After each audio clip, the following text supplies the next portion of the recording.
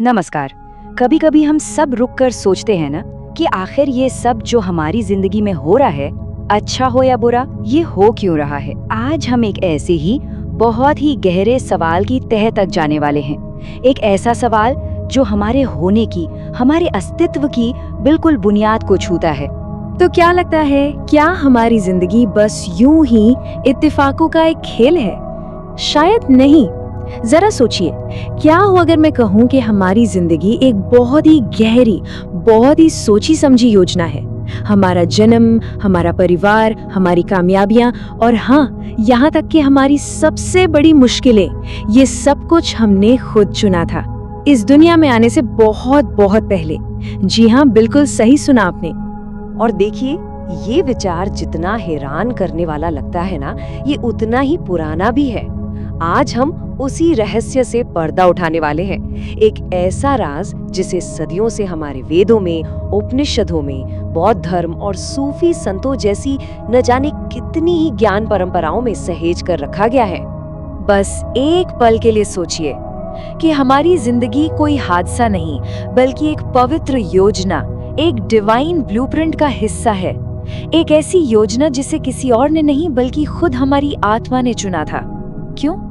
सीखने के लिए, बढ़ने के लिए और खुद की असलियत को पहचानने के लिए।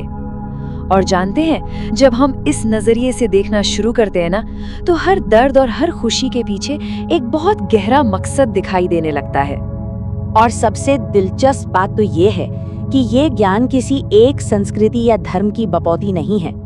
आप कहीं भी देख लीजिए, ऋग्वेद से लेकर तिब्बती बौद्ध धर्म के बार्डों तक या फिर सूफी रहस्यवाद से लेकर ग्नोस्टिक ग्रंथों तक, सारी की सारी प्राचीन परंपराएं एक ही तरफ इशारा करती हैं कि हम इस जीवन में यूं ही भटकते हुए नहीं आ गए हैं, हमने इसे चुना है सोच समझकर।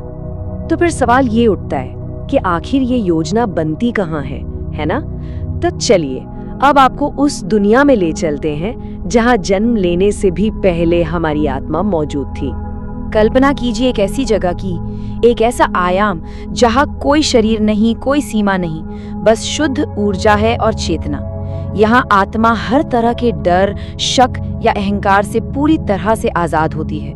वो अपने मूल स्रोत के साथ, जिसे हम ईश्वर कहें या ब्रह्म या यूनिवर्स, पूरी तरह से एक होती है, संपूर्ण एकता में। लेकिन उस असीम शांति की अवस्था में भी एक गहरी पुकार उठती है, एक तड़प कुछ अनुभव करने की, कुछ सीखने की। जानते हैं क्यों? क्योंकि अनुभव के बिना चेतना का विकास वो रुक जाता है। और चेतना का तो स्वभाव ही है फैलना, विस्तार पाना। बस यही वो एक वजह है जो आत्मा को बार बार एक नए जीवन की ओर खींच लाती है। हाँ, पर यहीं पर वो सवाल खड़ा होता है जो शायद इस वक्त हम सबके मन में कौंध रहा है कि भाई, अगर आत्मा इतनी शांति और प्रेम की अवस्था में थी, तो उसने जानबूझकर एक ऐसा जीवन क्यों चुना जिसमें इतना दर्द है, इतना दुख है, इतना संघर्ष है? देखिए, इसका जवाब आसान तो नहीं है, पर बहुत गहरा है।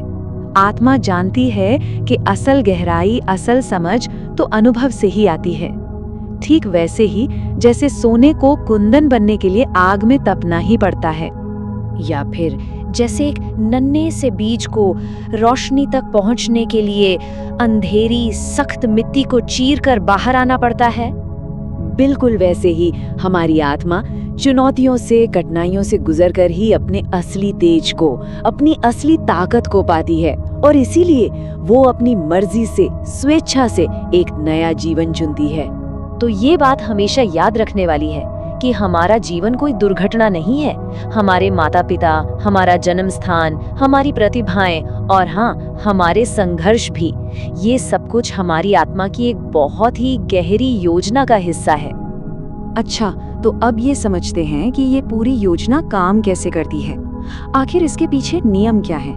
क्योंकि हाँ, इसके पीछे कुछ ब्रह्मांडीय नियम हैं, कुछ कॉस्मिक लॉज जो इस पूरी प्रक्रिया को एक दिशा देते हैं।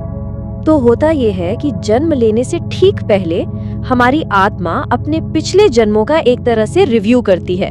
और ये कोई जजमेंट नहीं है, कोई अदालत नहीं बैठती, ये बस एक सीखने की प्रक्रिया है। फिर अपने स्पिरिट गाइड्स यानी आध्यात्मिक मार्गदर्शकों की मदद से आत्मा ये तय करती है कि अच्छा, अब आगे क्या सीखना है और बस उसी के आधार पर वो अपने अगले माता पिता, परिवार और यहाँ तक कि अपने जीवन की सबसे बड़ी चुनौतियों को भी खुद चुनती है। और इस पूरी की पूरी योजना का जो आधार है वो है कर्म का नियम। और एक बात साफ कर दूं, कर्म कोई सजा नहीं है, कोई पनिशमेंट नहीं। कर्म तो एक ब्रह्मांडीय शिक्षक है। ये तो बस कॉज एंड इफेक्ट का नियम है, कारण और प्रभाव का, जो आत्मा को अपने ही किए हुए कामों का अनुभव कराता है। क्यों? ताकि एक गहरी समझ पैदा हो सके। और शायद सबसे गहरी बात यह है कि हमारी जिंदगी में जो लोग आते हैं ना, वो कोई इत्तेफाक नहीं होते। जन्म लेने से भी पहले हम दूसरी आत्माओं के साथ, जिसे कहते हैं सोल कॉन्ट्रैक्ट्स या आत्मिक अनुबंध, वो करते हैं। सोच कर देखिए, हमारे माता पिता, हमारे दोस्त, हमारे पार्टनर और हाँ, वो लोग भी जिन्होंने हमें सबसे ज्यादा तकलीफ दी है, उन सब के साथ हमारा कोई ना कोई गहरा समझौता है, एक दूसरे को कुछ सिखाने का। अच्छा, तो अगर सब कुछ पहले से तय है तो फिर हमारी अपनी मर्जी, हमारी फ्री विल कहाँ गई, है ना? बहुत जरूरी सवाल है ये। तो चलिए अब इस जीवन के पवित्र खेल के 2 सबसे जरूरी नियमों को समझते हैं। पहला नियम है भूलने का पर्दा, द वेल ऑफ फॉरगेटिंग। जन्म लेते ही हम अपनी पूरी योजना, अपने सारे पिछले जन्म, सब कुछ भूल जाते हैं। और ये कोई सजा नहीं है, बल्कि ये एक वरदान है। खुद सोचिए, अगर हमें सब कुछ पहले से ही पता होता तो क्या हम सच में कुछ सीख पाते? नहीं ना। ये पर्दा ही हमें हर अनुभव को पूरी ईमानदारी से, पूरी प्रामाणिकता के साथ जीने का मौका देता है। और दूसरा और शायद सबसे शक्तिशाली नियम है हमारी स्वतंत्र इच्छा, हमारी फ्री विल। इसे ऐसे समझ सकते हैं, हमारी जीवन की एक रूपरेखा, एक ब्लूप्रिंट तो बना हुआ है, लेकिन उस पर चलना कैसे है, रास्ता कैसे बनाना है, ये हमेशा हमारे हाथ में होता है। चुनौतियां तो सामने आती हैं, पर उनका सामना कैसे करना है? डर से करना है या हिम्मत से? नफरत से करना है या प्रेम से? ये चुनाव, ये चॉइस हमेशा हमारी अपनी होती है। तो फिर इस पूरी यात्रा का, इन अनगिनत जन्मों का आखिर मकसद क्या है? क्या है अंतिम लक्ष्य? ये कहानी खत्म कहाँ होती है? जब इस शरीर का अंत होता है तो आत्मा की यात्रा खत्म नहीं होती, वो जारी रहती है। वो फिर से एक लाइफ रिव्यू या जीवन समीक्षा से गुजरती है और यहाँ वो अपने हर काम का भावनात्मक असर, इमोशनल इम्पैक्ट खुद महसूस करती है। किसी को दी गई खुशी और किसी को पहुंचाया गया दुख, सब कुछ। और ये सीखने की एक बहुत ही कंपैशनेट, एक बहुत ही करुणामय प्रक्रिया है। और इस पूरी लंबी यात्रा का जो अंतिम लक्ष्य है वो है मुक्ति, मोक्ष। ये जन्म और मृत्यु के इस चक्र से, इस साइकिल से पूरी तरह आजाद हो जाने की अवस्था है। और ये तब होता है जब आत्मा अपने सारे सबक सीख लेती है, अपने सभी कर्मों का हिसाब बराबर कर लेती है और अपने अंदर के उस परम सत्य को, अपनी दिव्यता को पूरी तरह पहचान लेती है। तो असल में हम कोई साधारण इंसान नहीं है जो कभी कभी कोई आध्यात्मिक अनुभव ले लेता है। नहीं, असलियत ठीक इसकी उल्टी है। हम एक दिव्य आत्मा हैं जो इस धरती पर एक मानवीय अनुभव ले रही हैं। हम सब यात्री हैं, एक अनंत, कभी न खत्म होने वाली यात्रा पर। और अब मैं बस एक सवाल के साथ इस बात को खत्म करना चाहूंगा। अगर ये सब सच है कि हर चुनौती, हर रिश्ता और हर पल हमारी ही आत्मा का चुना हुआ एक सबक है, तो बस एक पल के लिए रुकिए और पूरी ईमानदारी से खुद से पूछिए कि जीवन आपको ठीक इसी समय, राइट नाउ, क्या सिखाने की कोशिश कर रहा है। जवाब कहीं बाहर नहीं, वो आपके भीतर ही है।